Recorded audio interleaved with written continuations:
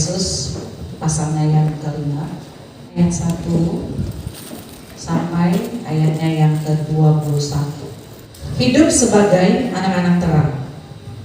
Sebab itu jadilah penurut-penurut Allah seperti anak-anak yang kekasih.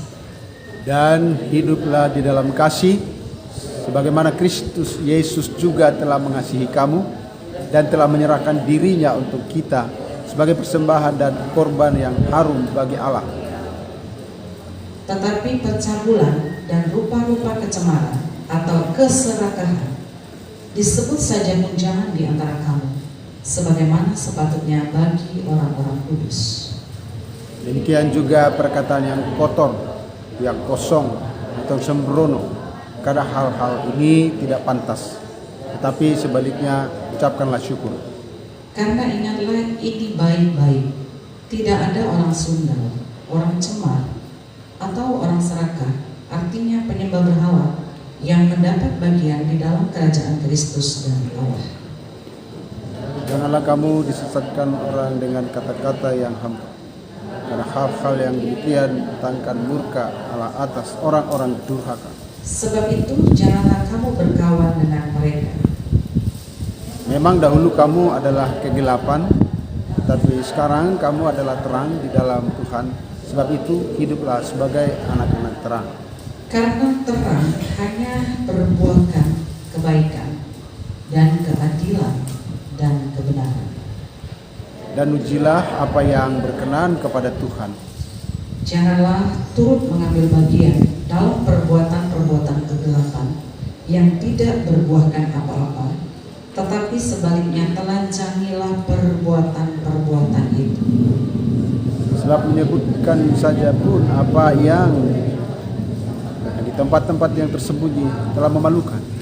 Tetapi segala sesuatu yang sudah ditelanjangi oleh terang itu menjadi nampak, sebab semua yang nampak adalah terang. Itulah sebabnya dikatakan, bangunlah hai kamu yang tidur, dan bangkitlah dari antara orang mati, dan Kristus akan bercahaya atas kamu. Karena itu perhatikanlah dengan saksama bagaimana kamu hidup. Janganlah seperti orang bebal, tetapi seperti orang arif. Dan pergunakanlah waktu yang ada, karena hari-hari ini adalah jahat. Sebab itu janganlah kamu bodoh, tetapi usahakanlah supaya kamu mengerti kehendak Allah. Dan janganlah kamu mabuk oleh anggur, karena anggur menimbulkan hawa nafsu, tetapi hendaklah kamu penuh dengan roh. Dan berkata-katalah seorang kepada yang lain dalam mazmur, kidung puji-pujian dan nyanyian rohani. Bernyanyi dan bersoraklah bagi Tuhan dengan segenap hati. Ucaplah syukur senantiasa atas segala sesuatu dalam nama Tuhan kita Yesus Kristus kepada Allah dan Bapa kita. Dan rendahkanlah dirimu seorang kepada yang lain di dalam takut akan Tuhan. Umat yang dikasih Tuhan, ini hari pertama di tahun 2025. Biasanya orang selalu membuat satu harapan-harapan baik kepada anaknya, pasangan hidupnya, kepada dirinya, kepada keluarga, harapan terhadap pekerjaan, dan yang lain-lain. Saya percaya semuanya menginginkan satu perubahan. Perubahan bukan semakin buruk, tapi perubahan ke arah yang lebih baik. Ya, kenapa kita perlu berubah? Karena kita tidak sempurna. Allah kita tuh nggak perlu berubah, karena Allah sempurna. Dia tidak perlu berubah menjadi lebih mengasihi karena kasihnya sempurna. Dia tidak perlu berubah lebih adil karena keadilannya sempurna. Mengapa kita harus berubah? Yang pertama kita harus sadar bahwa kita ini banyak kesalahan, kegagalan, dan kita perlu terus-menerus berubah. Rasul Paulus mengatakan bahwa kita harus dibaharui dari sehari ke sehari. Ya. Jadi ada pembaharuan yang semakin hari semakin menyerupai gambaran anak domba Allah. Di dalam Efesus pasal 5 yang baru kita baca tadi, dengan tema perikopnya hidup sebagai anak-anak terang.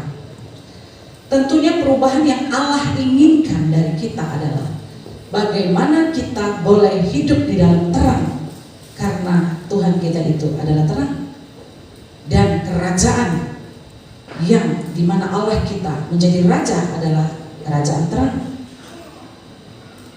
Di awal tahun ini firman Tuhan disampaikan kepada kita supaya kita hidup di dalam terang. Ayat pertama berkata, sebab itu jadilah penurut-penurut Allah seperti anak-anak yang kekasih. Ya, beberapa minggu yang lalu saya berkhotbah penurut-penurut Allah atau orang-orang yang taat kepada Allah, mereka mendapatkan mujizat. Jadi setiap kali kita hidup dalam ketaatan, hidup kita akan mengalami mujizat. Semakin kita tidak taat, semakin hidup kita jauh dari mujizat. Kita sudah baca Matius 13 ayat 58 ya, ketika saya berkhotbah. Di sana dikatakan kepada orang Nazaret, tidak banyak mujizat yang kamu alami karena ketidakpercayaanmu. Ya. Jadi kepercayaan di situ bukan percaya di mulut. Saya ulangi sedikit ya untuk membahas ayat 1 ini. Tetapi percaya dalam tindakan seperti Bapak Abraham. Karena Bapak Abraham percaya kepada Tuhan, dia tunjukkan tindakan ketaatannya kepada permintaan Tuhan. Korbankan anakmu. Jadi umat yang dikasih Tuhan, yang pertama di tahun baru ini pesan Tuhan, jadilah kita anak-anak yang taat. Anak-anak yang taat. Kalau saya punya anak, Bapak Ibu sekalian yang sudah punya anak, ketika anak kita taat itu sangat menyejukkan hati. Ya, mari kita boleh menyejukkan hati Tuhan dengan ketaatan-ketaatan kita. Ketika anak kita nggak taat, suka berontak, suka melawan, tahu dia apa yang kita suruh tapi dia nggak kerjakan, itu membuat hati susah, membuat hati panas. Ya, sekali, 2 kali, 3 kali, berkali-kali bisa marah. Itu kalau anak-anak tidak bertindak sebagai anak-anak yang tidak terkasih, tidak taat ya. Di tahun baru ini, coba kita memahami perasaan Tuhan yang meminta jadilah seperti anak-anak yang kekasih. Jadilah anak-anak yang kekasih. Itu permintaan Tuhan. Jadilah anak-anak yang kekasih. Ya, anak-anak yang kekasih adalah anak-anak yang selalu taat, selalu nurut. Ya, jangan dilanjutkan segala pemberontakan terhadap. Saya selalu menjauhkan istilah suara Tuhan. Ya, terlalu sakral terhadap ayat-ayat Alkitab. Nah itu ya, lebih real ya kan. Suara Tuhan itu seperti jauh banget. Dan sepertinya ada orang yang alergi. Supaya tidak ada yang alergi, maka saya bilang bagaimana hidup kita sesuai dengan ayat-ayat Alkitab. Karena Alkitab adalah suara Tuhan. Amin. Amin. Yang kedua, pesan Tuhan di ayat kedua, dan hiduplah di dalam kasih sebagaimana Kristus Yesus juga telah mengasihi kamu dan telah menyerahkan dirinya untuk kita sebagai persembahan dan korban yang harum bagi Allah. Kasih yang nyata itu adalah pengorbanan. Dan hiduplah di dalam kasih sebagaimana Kristus Yesus juga telah mengasihi kamu dan telah menyerahkan dirinya untuk kita sebagai persembahan dan korban yang harum bagi Allah. Kasih yang nyata adalah pengorbanan. Orang Kristen itu harus punya pribadi rela berkorban. Ya. Seperti lilin, dia menerangi walaupun dia harus meleleh. Tidak ada kamus di dalam kerajaan terang bahwa seseorang yang menjadi terang itu tidak meleleh. Yesus sendiri dalam hidupnya sangat meleleh hidupnya, ya, menderita maksudnya, hancur hidupnya, babak belur secara fisik, ya, mental di dunia, dan dia sudah memberikan teladan. Jadi kasih yang sesungguhnya itu bukan kasih di mulut,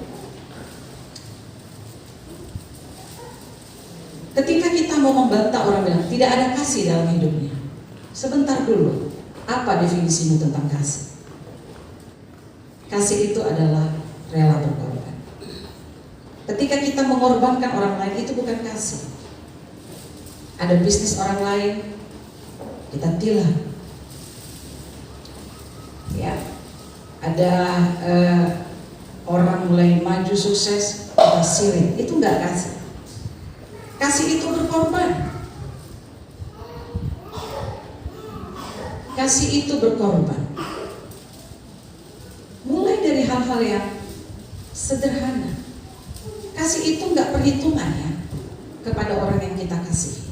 Misalnya satu kelompok sel, mereka sudah beli gitar tek-tekan, ya. Ternyata karena kelompok sel berkembang, maka kelompok sel itu dibagi dua. Kemudian masalah gitar itu diperhitungkan. Ya kemarin kan kita TTN ini bagaimana ini masalah gitar? Karena anggotanya itu orang nggak ada kasih kalau begitu cara berpikirnya umat Tuhan. Tidak ada kasih di situ. Bila perlu gitar pribadi kita kasih. Itulah kasih. Dari hal-hal sederhana ya. Karena kita mengasihi anak kita, makanya kita mau habis uang seberapapun membawa anak kita berobat asal nyawanya masih bisa dipertahankan. Karena kasih.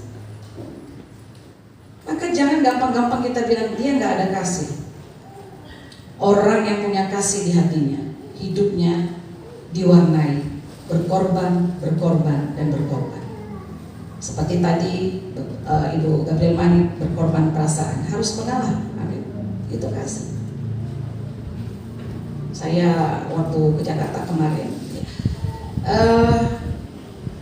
saya punya adik tingkat yang sebenarnya dia baru harahap ya, tapi mungkin dia sangat terkesan dengan kebersamaan sebagai kakak kelasnya saya. Waktu itu satu kamar dengan dia dan saya membimbing dia ingat semua, boleh membimbing dia belajar sampai membimbing kerohaniannya yang itulah ceritanya sama anak saya Kesia kalau ketemu tuh mamamu itu begini. Jadi dia menganggap saya sebagai kakak kandungnya sampai hari ini.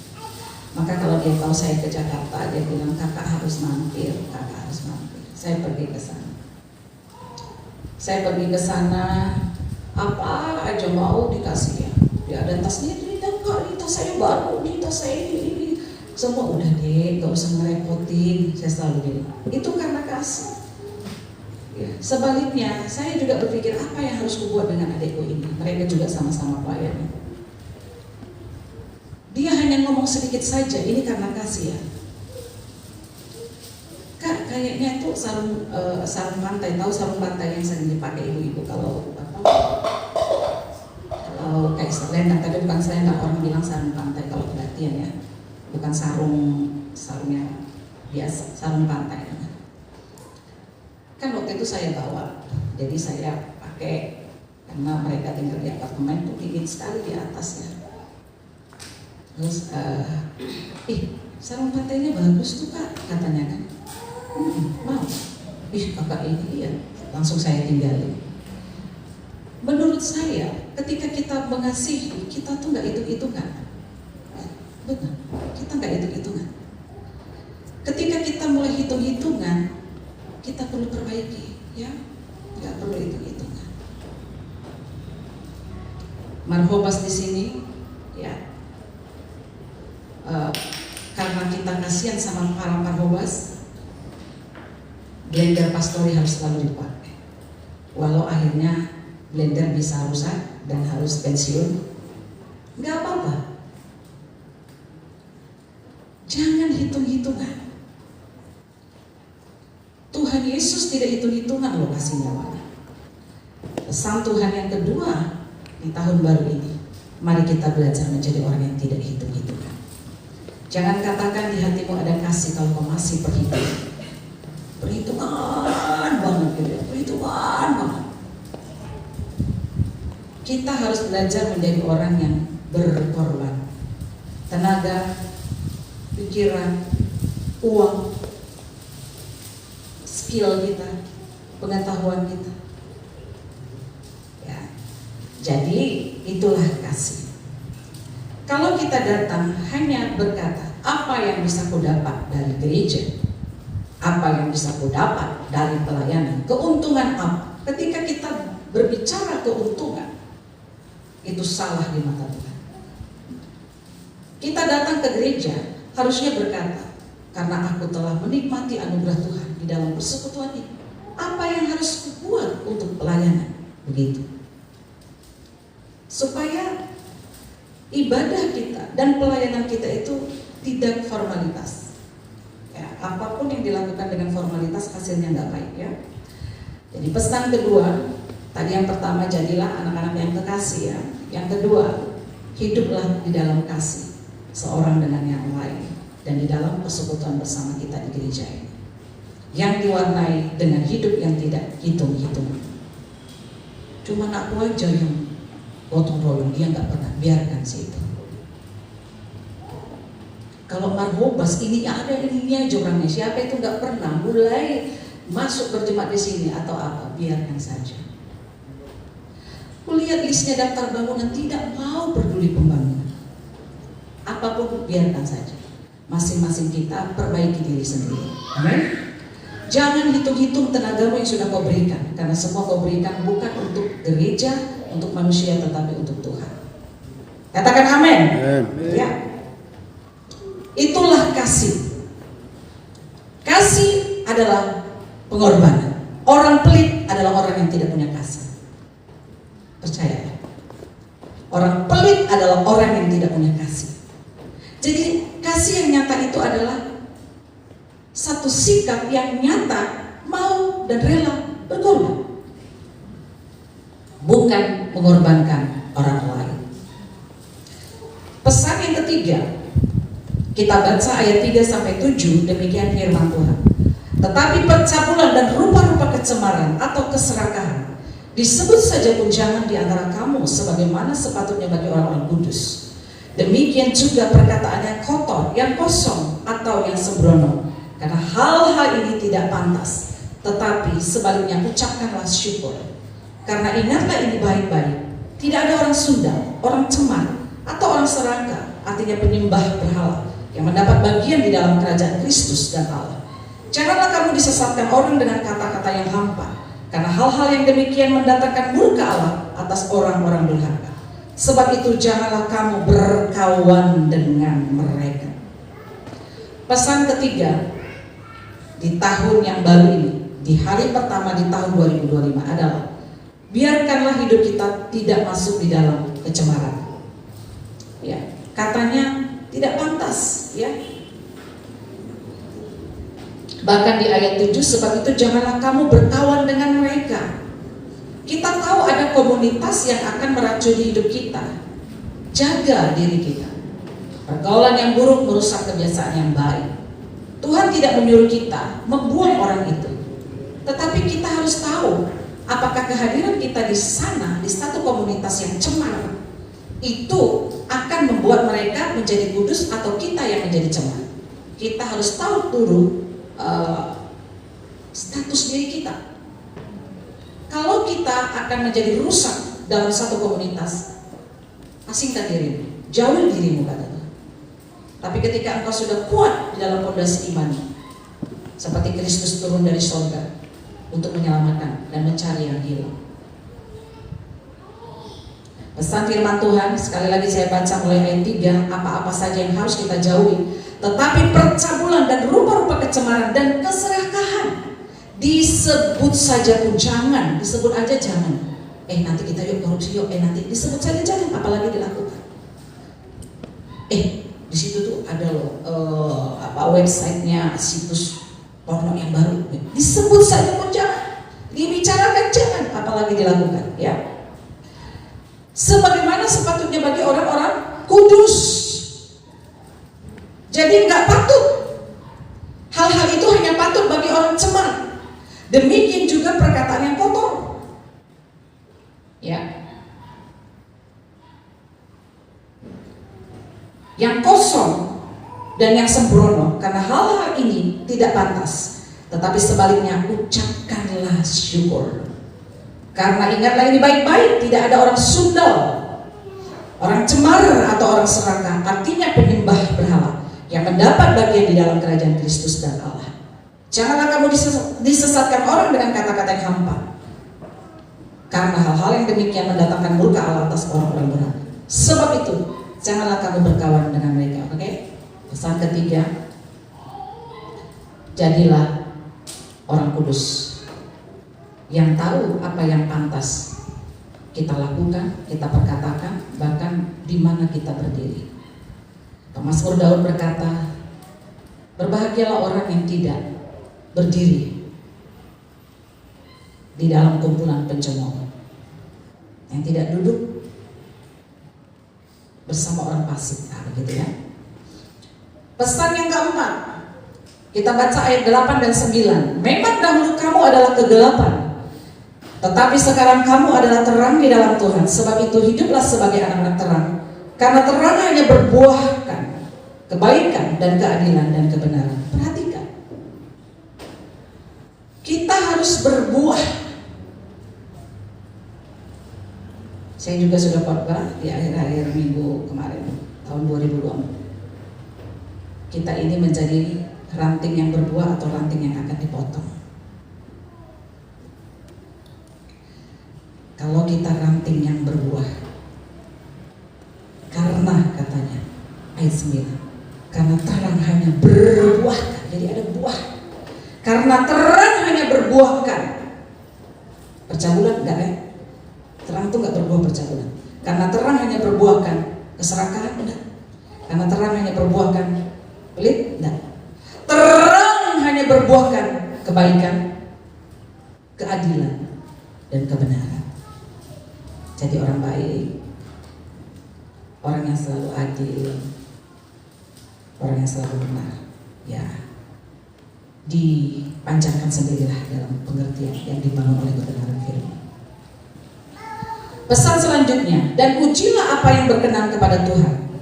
Janganlah turut mengambil bagian dalam perbuatan-perbuatan kegelapan yang tidak berbuahkan apa-apa, tetapi sebaliknya telanjangilah perbuatan-perbuatan itu.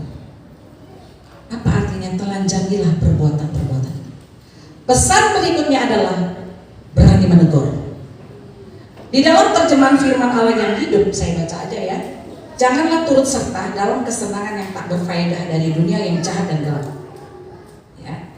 Melainkan tegurlah dan ungkapkanlah kejahatan mereka. Ya, pesan selanjutnya, kita di tahun ini harus punya mental mau menegur. Kalau kita lihat salah, jangan ya, tegurlah dan ungkapkanlah kejahatan. Itu nggak bagus, itu nggak pantas. Saya pun akan mengkhotbahkan teguran-teguran, ya. Dalam 2 Timotius 16 ya, itu dikatakan firman Tuhan berguna untuk menyatakan kesalahan, memperbaiki kelakuan, mendidik orang dalam kebenaran seterusnya. Salah satunya kita memperbaiki kesalahan, menegur, ya. Jadi jangan kita punya mental takut nanti dia tersinggung, tapi di belakang dikata-katain. Tuhan gak mau tuh, itu bukan mental orang kudus. Kalau kita menganggap saudara seiman kita salah, datengin. Kau gak boleh lagi, ya. Terbuka itu jauh lebih baik. Atau kalau kita belum sanggup menegur teman kita, jangan kau kata-katai dia sama orang, berdosa itu, ya.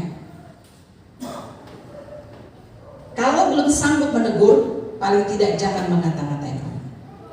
Kita bukan mau ngajak berantemnya, ya. Kita menegur orang kan gak harus berantem,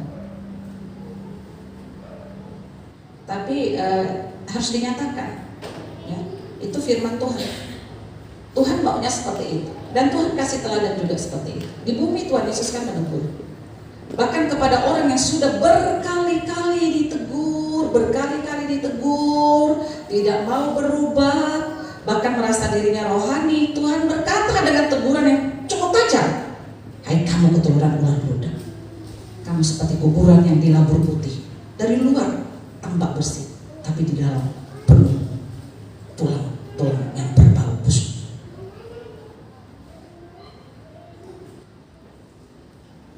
Ya, Jadi teman yang sejati itu adalah yang mau menegur. Saya menasihati ada beberapa jemaat ketika bertemu, saya bilang, walaupun kalian kompak, misalnya si A sama si B kompak, jangan tidak ditegur kalau ada salahnya. Itu bukan teman sejati. Ya, teman sejati itu jangan karena kompak kesalahannya pun didukung. Itu orang jahat itu. Sudah tahu dia jahat, dia banyak kesalahan, didukung. Bahkan orang yang menegur temannya yang salah itu dia bantu hajar. Itu kebodohan dan kejahatan di mata Tuhan. Ya, walaupun kita kompak sama seseorang, ya, kemurnian dan hati yang baik, hati orang benar, hati orang-orang yang hidup dalam kerajaan terang, hati orang-orang kudus adalah dia akan menegur. Gak boleh lo kayak gitu, udah salah lah kau pula. Masa kayak gini. Iya tapi lain kali ya berubahlah. Itu begitu. Saya melihat sering terjadi kekacauan di gereja karena kebodohan yang satu ini. Nanti begini. Dan saya sampaikan juga di sini, jangan kita gampang-gampang bilang itu mulutnya nggak benar. Coba cek mulut kita udah benar kan? Ya. Karena sering sekali terjadi perpecahan karena kita bilang itu mulutnya itu tukang ngadu-ngadu. Saya bilang harus mengadu ke pelayanan, urusan pelayanan harus ngadu. Negara ini ada intel supaya ada yang mengadu tentang satu kelompok yang ingin menghancurkan negara. Pelayanan ini juga ya harus ngadu dong. Itu bukti dia mendukung kepada pelayanan. Jadi jangan kita cibir-cibir orang yang membela pelayanan. Kita yang harus bertobat, yang selalu merongrong pelayanan. Giliran ada orang mau menghancurkan pelayanan, kita dukung. Dia menghancurkan pelayanan, kita jaga rahasianya yang sudah mau menghancurkan pelayanan. Kita jahat di mata Tuhan. Ya, itu jahat itu di mata Tuhan. Tidak boleh seperti itu. Pesan firman Tuhan, tegur yang salah, sampaikan ke pengembalaan. Jadilah intel-intel kerajaan terang yang membela berdirinya kerajaan Tuhan di tempat ini, yang membela keutuhan pelayanan di tempat ini. Begitu ada orang macam-macam, sampaikan. Karena gembala juga bukan orang yang bisa dicina. Ingat itu. Saya ini sudah punya banyak pengalaman. Saya menasihati juga seorang pelayan. Ketika kami berbincang-bincang tentang, saya bilang, kalau saya sudah ngerti itu jangan. Sudah terlalu banyak pengalaman saya dengan orang yang bermulut manis yang sepertinya dia korban padahal dia begini. Jangan mudah percaya dengan omongan orang. Beranilah menegur. Terserah dia akan tersinggung atau tidak. Yang jelas kita kan bukan mau ngamuk-ngamuk, bukan mau marah, ya. Itu prinsip. Sebagai orang yang hidup sebagai anak-anak terang, itu judulnya kan hidup sebagai anak-anak terang. Kalau nggak seperti itu kita bukan anak terang. Ya, jadi saya sangat berterima kasih kepada orang-orang yang selalu membuka rahasia-rahasia dan dia menjadi intel kerajaan rohani, BIN, Badan Interogasi Negara, GPD Keluarga Allah. Dan itu diperlukan ketika ada orang-orang yang mencoba menjatuhkan dan merongrong pelayanan ini. Bahkan untuk hal-hal seperti itu, Tuhan memberi satu karunia namanya karunia kenabian. Ketika orang-orang tidak mau memihak kepada pelayanan, Tuhan bisa singkapkan lewat mimpi, lewat nubuat dan sebagainya. Itu artinya penting bahwa keutuhan pelayanan harus dijaga. Ya, harus berani menegur, kesalahan orang. Sekali lagi, kalau pesan firman Tuhan yang satu ini kita belum sanggup, paling tidak jangan kau sampaikan apa-apa kepada orang lain berdosa. Sampaikan saja kepada Tuhan, Tuhan begini. Jangan kau sampaikan, percaya kau sama temanmu yang ngomong itu. Jangan-jangan dia alat setan untuk lebih lagi merusak suasana komunitas, baik di komsel maupun di gereja secara umum. Ya, kita harus lebih bijak. Saya menemukan masih banyak jemaat-jemaat yang kurang bijak. Makanya di akhir tahun ini saya, siapapun ketemu, saya beri nasihat terus nasihat. Manfobas di situ saya kasih nasihat, ya. Ada omongan bahwa saya kasih nasihat. Sangat perlu nasihat, ya. Kita harus belajar dengan pengalaman-pengalaman yang ada menjadi lebih dewasa. Jangan kita menjadi sama. Harus berubah. Pengalaman ini membuat kita menjadi lebih dewasa. Itu adalah tuntutan firman Tuhan di awal tahun ini bagi kita. Kita harus berani menyatakan kesalahan orang dan menegur dia, bukan dengan maki-makian. Kita bisa tegur orang kan, jangan seperti itulah, gak boleh seperti itu ya, gitu aja. Jangan terus ada di hati itu mau apa, terus mau makan orang, menegur orang itu bukan harus mau makan orang gitu istilahnya ya. Nah itu pesan firman Tuhan. Selanjutnya ayatnya yang ke-12, sebab menyebut saja pun apa yang dibuat oleh mereka di tempat-tempat yang sembunyi telah melakukan. Maksudnya orang yang mau ditegur ini tadi ya. Tetapi segala sesuatu yang sudah ditelanjangi oleh terang itu menjadi nampak, sebab semua yang nampak adalah terang. Amen. Itulah sebabnya dikatakan, bangunlah hai kamu yang tidur dan bangkitlah dari antara orang mati, dan Kristus akan bercahaya atas kamu. Karena itu perhatikanlah dengan seksama bagaimana kamu hidup. Amin. Saya sudah pernah khotbahkan ini. Tuhan menyatakan pesan berikutnya, perhatikan dengan seksama bagaimana kamu hidup. Bukan perhatikan dengan seksama bagaimana si bulog itu hidup. Ngapain kau urusin orang? Ya, ini nih ada beberapa kekacauan terjadi karena ngurusin orang. Perhatikan dengan seksama bagaimana kamu hidup. Bukan perhatikan dengan seksama bagaimana si A, si B, si Z hidup. Artinya gak usah kita terlalu komentar lah dengan orang. Kadang-kadang orang komentar ya, saya nasihati juga. Karena ya jemaat-jemaatnya harus banyak nasihat ini. Ya saya lihat, aduh. Jangan kita terlalu cepat komentar. Ini saya kasih ilustrasi begini. Dulu anak saya Kayla, sampai dia umur 2 tahun kalau saya nggak salah ya, saya memang nggak pernah naik motor. Ya, entah kenapa saya memang nggak pernah naik motor gitu. Kalau ada apa-apa, naik mobil sama bapak. Pak, yuk sana gini, mau belanja tuh. Saya pun baru sadar gitu ya, nggak pernah saya naik motor. Nah, satu saat saya harus naik motor karena nggak ada yang bisa mau disuruh lagi. Kemudian saya bilang, saya mau ambil kunci. Mama mau kemana? Kayla kan cepet ngomong gitu, mau pergi. Terus dia lihat saya hidupkan motor, dia bilang, emang mama bisa naik motor? Itu komentar anak kecil. Emang mama bisa naik motor? Saya diem. Oh iya. Jadi dalam pikirannya saya tidak bisa naik motor karena tidak pernah dilihat. Umat Tuhan, kadang-kadang kita seperti itu, kita cepat komentar karena pikiran kita ini belum semua lengkap cara berpikir kita. Maka kita sering salah. Yang orang bisa naik motor kita bilang nggak bisa naik motor. Paham maksud saya? Jadi perlengkapi dulu ini loh, wawasan ini. Jangan cepat-cepat komentar, sering salah. Saya melihat komentar-komentar dari beberapa orang itu sering salah, amburadul, berantakan, dan dia berdosa. Tahu nggak kalau kita sudah berdosa sama saudara seiman, apalagi sama pelayan-pelayan. Tuhan tuh ngebela banget loh sama pelayan-pelayan. Kalian harus ingat, suatu saat nanti saya akan ajarkan. Bagi Tuhan, rekan kerjanya atau duta kerajaan surga itu hamba Tuhan dan para pelayan. Jadi kita nggak bisa macam-macam, kecuali kalau hamba Tuhan itu tak jelas ya Tuhan mungkin biarin. Jadi jangan cepat-cepat komentar ya, karena ada orang tua bilang ini, semakin banyak kau ngomong semakin nampak bodohmu katanya. Itu benar. Kenapa? Diungkapkannya hal-hal yang dia nggak tahu, semakin nampak bodoh apa kan gitu. Makanya ada pepatah diam itu emas, dari situ awalnya. Jadi berbicaralah setelah ini kita itu luas. Setelah ini kita luas, berbicaralah, tanggapilah sesuatu setelah pikiran kita cukup luas dan hati kita cukup luas. Kalau enggak kita sering berantakan seperti anak saya kayaknya. Dia bilang saya nggak bisa naik motor. Pengalaman-pengalaman analogi seperti Kayla ini itu coba direnungkan.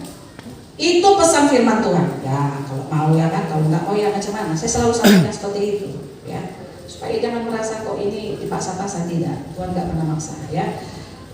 Ini Alkitab berkata supaya kita memperhatikan hidup kita dengan seksama. Apakah wawasan pikiran kita memberi respon, untuk menanggapi. Apakah hati kita cukup luas untuk berbicara? Kalau tidak, diam jauh lebih baik. No comment jauh lebih baik. Kalau kita mau komen karena kita mau mendatangkan solusi dan keadaan yang baik. Karena orang yang pikirannya sempit dan hatinya kecil, setiap kali dia komen hanya membuat masalah. Dia hanya menimbulkan masalah. Ya. Karena itu perhatikan dengan seksama bagaimana kamu hidup. Janganlah seperti orang bebal, tetapi seperti orang arif. Dan pergunakanlah waktu yang ada, karena hari-hari ini adalah jahat. Tuhan mengingatkan kita, hari-hari ini jahat. Kalau kita tidak berlindung kepada Tuhan, tidak ada yang bisa kita lakukan. Dan keadaan kita tidak akan baik di tahun ini. Keadaan kita tidak akan baik di tahun ini. Saya ulangi sekali lagi, keadaan kita tidak akan baik tahun ini kalau kita tidak memperhatikan dengan seksama bagaimana kita hidup. Saya sebagai hamba Tuhan sudah bosan melihat gaya hidup orang Kristen yang formal. Makanya saya selalu mengambil sikap, menegur kesalahan, menyatakan kesalahan. Jangan kita merasa nyaman di dalam satu komunitas, tapi kita sedang berjalan menuju neraka. Karena apa? Cara hidup kita, cara berpikir kita, sikap hati kita, semuanya itu bertentangan dengan firman Tuhan. Dengan tema yang berkata hidup sebagai anak-anak terang, bahwa gaya hidup kita itu tidak sebagai anak-anak terang. Jadi lifestyle atau style hidupnya anak kerajaan terang itu seperti ini. Jangan kita bilang kita ini anak terang, tapi style hidup kita nggak seperti ini. Ya, lifestyle kita itu ada, kespontanan itu ada. Ya. Ayat 17, sebab itu janganlah kamu bodoh. Saya sering menegur, kalau orang-orang janganlah kita sering-sering bilang bodoh. Tapi penempatan kata bodoh itu yang saya, misalnya bodoh karena ngejek orang. Bodoh, itu nggak boleh. Tuhan aja bilang, sebab itu jangan bodoh dalam mendidik dan menyatakan kamu sekarang bodoh, harus pintar lah, ya begitu ya. Saya mulai memperhatikan juga orang yang bergerak di psikolog, ya, para psikiater. Nggak semua kalimat-kalimat mereka harus ditanggapi. Ada yang membuming dan itu sudah diadopsi di dalam pikiran dan hati. Para psikolog psikiater itu bilang begini, nggak boleh sama anak-anak kalau mengajar anak itu jangan dibilang jangan. Kenapa? Justru ketika jangan pegang ini, nanti jadi dipegangnya. Daklah, Alkitab aja bilang jangan membunuh, jangan mencuri, jangan, ya kan? Itu gak cocok Alkitab, gak usah dibuat. Yang cocok aja. Ya. Kalau kita mengungkapkan kata bodoh ini dalam mengejek, tidak boleh dong. Sama lah. Satu saat saya kan, ya anak kecil, anak saya kayak itu masih kecil belum sekolah. Gak boleh bilang kata babi. Kalau ada yang ngomong babi dia langsung lapor. Ma, dia tadi bilang babi. Terus satu saat saya ditegur sama dia karena apa? Pak, mau diapain di babinya? Mama jangan kotor. Loh, sama-sama babi, tapi kita tahu toh mana yang ungkapan babi yang benar, ungkapan babi yang nggak benar. Itu maksud saya. Kalau kita bodoh, larang anak kita, nggak boleh itu menjadi satu ejekan. Tapi kalau kita menyatakan satu sikap jangan bodoh, kan firman Tuhan bilang, sebab itu janganlah kamu bodoh. Amin. Itu perbuatan bodoh, nggak masalah. Bodoh kali sudah terus diajari, ya kan? Orang tua bilang, Tonion, udah berapa kali menjelaskan nggak bisa? Masa cuma nyuci piring bersih nggak bisa? Tonion, itu bukan ngejek, itu ungkapan kenapa aku susah kali diajari. Firman Tuhan berkata, sebab itu janganlah kamu bodoh, tetapi usahakanlah supaya kamu mengerti kehendak Allah. Mengerti kehendak Allah. Kita kadang-kadang tak mau mengerti kehendak Tuhan. Pesan firman Tuhan berikutnya, berusaha mengerti kehendak Tuhan. Kita kadang-kadang kita berusaha supaya orang ngerti kita, Tuhan ngerti kita. Tuhan gak mau itu. Itu bukan warna orang yang hidup sebagai anak terang. Tuhan berkata berusaha untuk mengerti kehendak Tuhan. Amin. Jangan bilang Tuhan ini gak pernah ngerti aku, masa sih Tuhan gak ngerti. Mati aja kita mau. Itulah karena apa? Ini kita sempit dan hati kita pun sempit. Perluas dulu ini kita. Perluas ini kita. maka kita gak akan pernah bilang Tuhan ini gak pernah ngerti. Hari ini Tuhan minta, tetapi usahakanlah kamu mengerti kehendak Tuhan. Dalam keadaan terpahit sekalipun, usahakan mengerti Tuhan mau apa di balik pergumulan sebesar ini. Ayo berusaha mengerti dalam keadaan yang sulit itu. Tuhan mau apa? Tuhan mau apa? Mau meningkatkan imannya dan mau melevelkan berkatnya. Setelah semua penderitaan yang besar itu, Ayub diberkati 4 kali lipat dari berkat-berkat sebelumnya. Bahkan anaknya yang mati 10 datang lagi. Ya, itu kata Alkitab. Kita harus tahu, apa sih Tuhan, kenapa? Oh, mungkin aku ditegur Tuhan. Berusahalah untuk mengerti kehendak Tuhan. Karena kalau kita nggak berusaha mengerti kehendak Tuhan, kita ini tipe orang yang suka protes. Kita ini tipe orang yang suka nyalahin orang.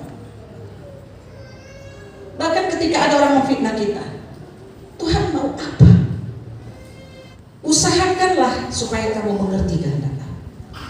Coba, ada firman Tuhan bilang ini, Tuhan meninggikan orang yang rendah hati dan merendahkan orang yang tinggi hati. Saya pernah sampaikan kepada seseorang begini, dia itu suka kali menghina aku. Besok siapa itu menghina aku, besok siapa itu menghina aku. Saya bilang, coba ingat firman Tuhan ini. Allah merendahkan orang yang tinggi hati dan meninggikan orang yang rendah hati. Jangan-jangan di hatimu ada kesombongan. Coba, bagaimana cara Tuhan merendahkan seseorang yang sombong? Ya lewat situasi, lewat lingkungan.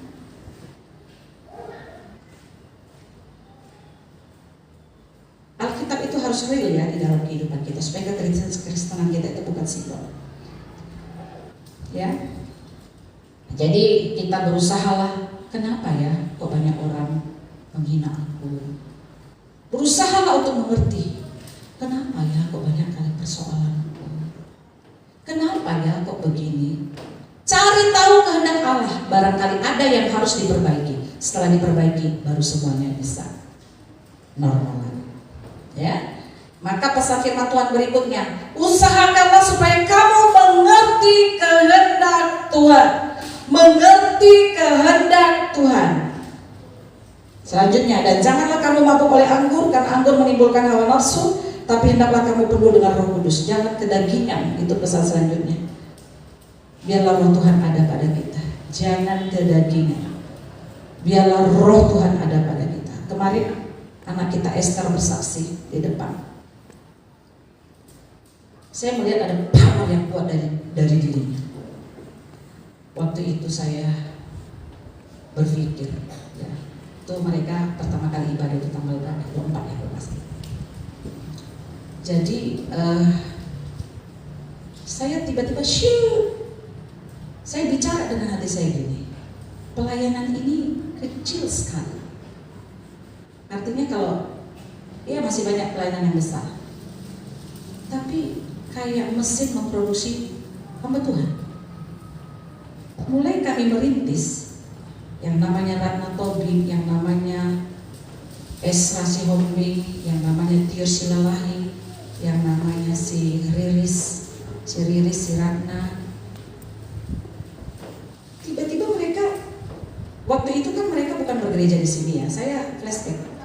Mereka nggak gereja di sini, tapi si Tio dulu yang menjadi kaum muda bilang, Tante bisa nggak melayani di persekutuan doa PT kami.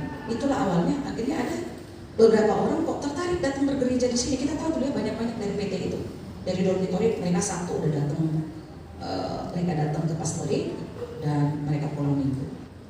Masih ingat kita? Dan 4 orang di antara mereka menyatakan mau jadi hamba Tuhan. Sampai saya bingung, saya bilang, kalian jangan panas-panas teh air dulu, tenang, doakan. Sampai saya begitu, karena saya berpikir jangan-jangan nanti kamu menyesal dan aku yang disalahin sama orang tuamu gitu. Tenang dulu kalian, tenang dulu. Saya bilang, berdoa dulu. Jangan ini. Ya, itu asli orang-orang yang kita layani banyak yang menjadi hamba Tuhan. Sheila, Esther, Gabriel. Kemarin waktu Banhobas Mama Desman bilang, mana si Desman ini Bu? Dia mau jadi hamba Tuhan. Saya bilang tuh Tuhan yang tahu, kalau kami mati sudah tua nanti pendeta-pendeta tua akan mati. Siapa yang menggantikan pendeta-pendeta yang lain kalau nggak ditanamkan Tuhan sesuatu di hati anak-anak muda, beberapa anak muda untuk menggantikan pelayanan atau gereja di bumi ini? Saya bilang sama ibu itu, ya cuman yang betul-betul panggilannya luar biasa itu ya, banyak menjadi pendeta. Siapa lagi? Mungkin saya lupa nama-namanya. Yang semuanya berhasil semua. Yang nggak berhasil cuma si Donald, si Jenal sama si Surya. Kenapa? Saya coba flashback, karena mereka nggak bertobat. Dibawa sama bapak dari kampung, masih ada yang merokok. Jadi motivasinya sudah nggak bagus. Saya percaya anak-anak yang lahir dari hatinya panggilan itu, ya benar-benar dari pertobatan, jadi mereka semua. Si Liris itu jadi gembala, punya sidang. Lihat si Esther yang berdiri kemarin, saya terharu. Ya, kurang lebih seperti itu. Saya merenung. Waktu saya juga pelayanan saya nggak tahu ya, apakah saya ada panggilan untuk memotivasi orang, nggak tahu. Sebenarnya saya nggak pernah memotivasi secara langsung ya. Paling berkhotbah saja, ya berkhotbah. Waktu saya dulu pelayanan di Delanggu, ada daerah Delanggu, ya. Saya di sana juga ada yang mau sekolah teologi. Setelah saya pelayanan di sana, sampai orang tuanya nggak setuju ya. Saya bilang saya nggak ada mempengaruhi apa-apa, saya nggak ada pengaruh apa gitu. Mungkin dia hanya melihat pelayanan saya, kemudian tertarik jadi hamba Tuhan. Akhirnya setelah dia jebol, waktu itu saya sudah selesai pelayanan di situ, saya kembali ke kampus. Akhirnya dia berhasil masuk kampus, dia lari-lari jumpain saya. Orang pertama yang dia jumpain di kampus saya, dia peluk-peluknya saya. Kakak, saya masih ingat ada beberapa seperti ini, ya. Jadi saya bersyukur walaupun pelayanan ini kecil, ya. Kita harus hidup dalam roh, jangan hidup dalam daging. Kalau kita hidup dalam roh, walaupun ada orang ngejahatin kita, orang bilang kita jahat, kan saya selalu sampaikan begini. Kalau orang menghina saya, orang mengejek saya nggak akan menjadi sampah. Orang memuji-muji saya nggak jadi rembulan. Saya sudah menjadi diri saya di dalam Tuhan dengan karunia, dengan keselamatan, dengan segala anugerah Tuhan. Itu saya. Maka yang penting bagi kita, jangan omongan orang, tapi hiduplah dengan roh. Maka kita bisa stabil. Jangan dikit-dikit didiapain orang, difitnah orang. Nggak datang gereja, menyerah pelayanan. Itu bukan orang yang hidup dalam roh. Pesan Tuhan, dan janganlah kamu mabuk oleh anggur, gampang-gampang emosi, gampang-gampang respon negatif. Orang mabuk kan gitu. Dan janganlah kamu mabuk oleh anggur, karena anggur menimbulkan hawa nafsu. Tetapi hendaklah kamu penuh dengan roh. Penuh dengan roh. Dan berkata-katalah seorang kepada yang lain dengan mazmur dan kidung pujian, bukan berkata-kata menggosip. Haleluya. Dan berkata-katalah seorang kepada yang lain dalam mazmur, kidung puji-pujian dan nyanyian rohani. Bernyanyi dan bersoraklah bagi Tuhan dengan segenap hati. Ucapkanlah syukur senantiasa atas segala sesuatu dalam nama Tuhan kita Yesus Kristus kepada Allah dan Bapa kita. Terakhir pesan Tuhan, dan rendahkanlah dirimu seorang kepada yang lain di dalam takut akan Tuhan. Saling merendahkan diri, saling mendahului dalam memberi hormat. Amin. Jangan gila hormat, ya. Jangan mau dipuji-puji, tidak perlu. Pegang prinsip. Orang kudus prinsipnya harus jelas. Mau kita dimaki, mau kita difitnah, mau apa, tenang aja. Kau nggak akan jadi sampah. Kau itu orang mulia di mata Tuhan. Mau kau disanjung, nggak tiba-tiba kau jadi malaikat, jadi rembulan. Nggak. Jadilah dirimu di dalam Tuhan. Rendahkan diri satu dengan yang lain di hadapan Tuhan. Ini beberapa pesan firman Tuhan. Checklist mana yang kita belum punya. Semuakah? Beberapakah? Mari kita berbenah. Saya percaya dengan judul tadi, hidup sebagai anak-anak terang. Kalau ini menjadi warna hidup kita, menjadi lifestyle kita, maka hidup kita akan seperti Yusuf, seperti Abraham, yang punya lifestyle orang terang. Orang-orang yang diorbitkan, yang diberkati, yang diangkat, yang hari-hari nggak ambruk, malah bangkit, menjadi raja, menjadi orang hebat. Itu yang menjadi bagian kita. Dengarkan pesan-pesan firman Tuhan ini, supaya kita akan berubah dari sehari ke sehari di dalam perubahan yang menjadi seperti Yesus. Tujuan kita bergereja, tujuan kita mengikut Tuhan adalah menjadi seperti Yesus. Bukan menjadi seperti dunia, bukan menjadi seperti simbolis, bukan menjadi seperti opung kita, mama kita, tapi kita menjadi seperti Yesus. Inilah pesan-pesan Tuhan. Hidup sebagai anak-anak terang, maka berkat dari kerajaan terang akan melimpahi kita di tahun 2025 yang terus akan kita masuki. Amin. Mari kita berdiri.